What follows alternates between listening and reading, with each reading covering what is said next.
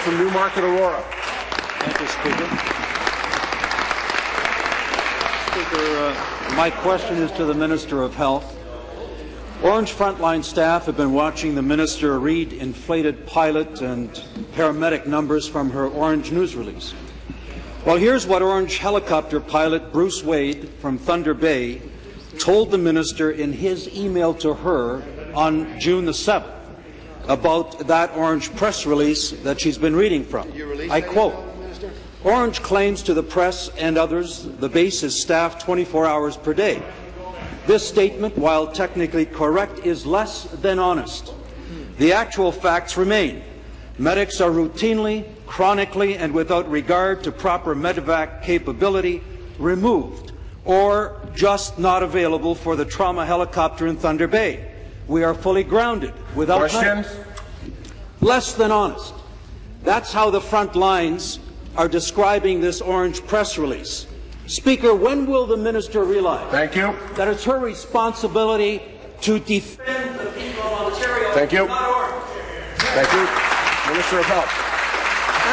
Speaker, and I would like to ask the member opposite, when is he going to take his responsibility as a member of this legislature seriously and actually be Member from part Northumberland, of the come to solution order. when it comes to improving oversight at Ornge, Speaker? I think it's important that we look at yet the latest in a series of almost partly a little bit true but not completely true information that the member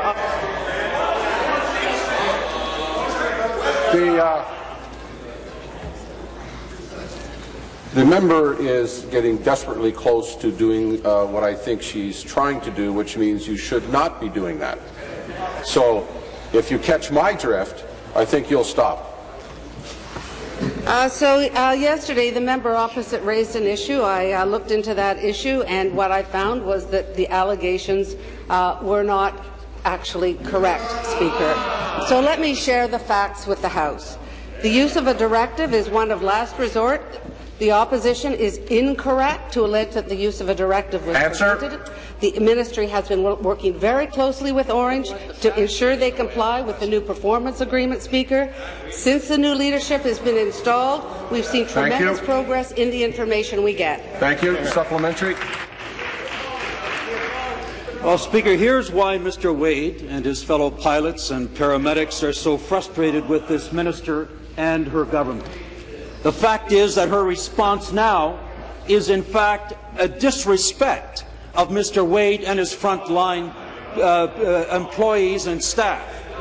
Here's what the latest downtime report for the Thunder Bay base for just the past 11 days shows. 9 incidents totaling 44 hours where there were no paramedics at the base. 2 incidents totaling 21 hours where there were no pilots.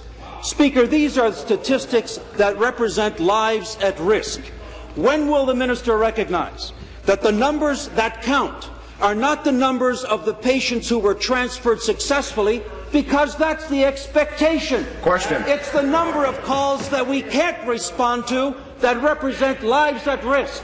When will the minister assume her responsibility, become part of the solution, rather than defend the indefensible? Minister of Health.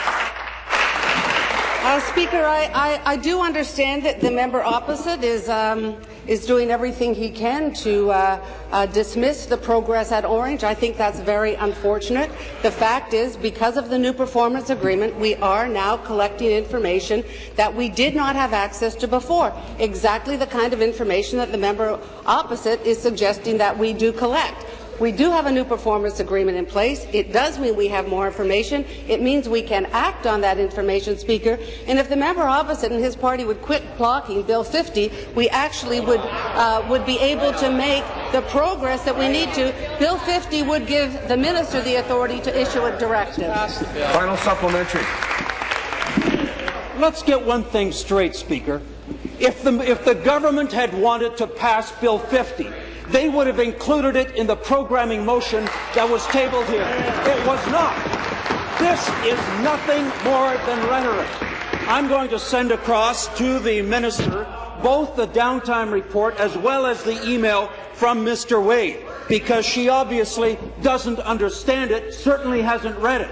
I'm going to make a proposal to the minister right now. Rather than have frontline staff resorting to sending us brown envelopes, why don't we reserve one special day of hearings for all of those frontline staff who want to come forward? Let's provide them with a written guarantee of immunity. The member from Peterborough, second time. So that they can all come forward, tell us what's going on at Ornge, tell us what's going on at the Ministry of Health. Will the minister, will the Premier agree to that proposal? Thank you. Be seated, please. Be seated, please. Thank you. Minister of Health. Speaker, Mr. Klees himself today acknowledges that the facts in the press release are accurate. So let me repeat those facts in the press release, Speaker. 10 more paramedics working at Ornge now than a year ago. 10 more paramedics. As far as airplane pilots, by mid-July, we'll be at 98% of the full complement of airplane pilots.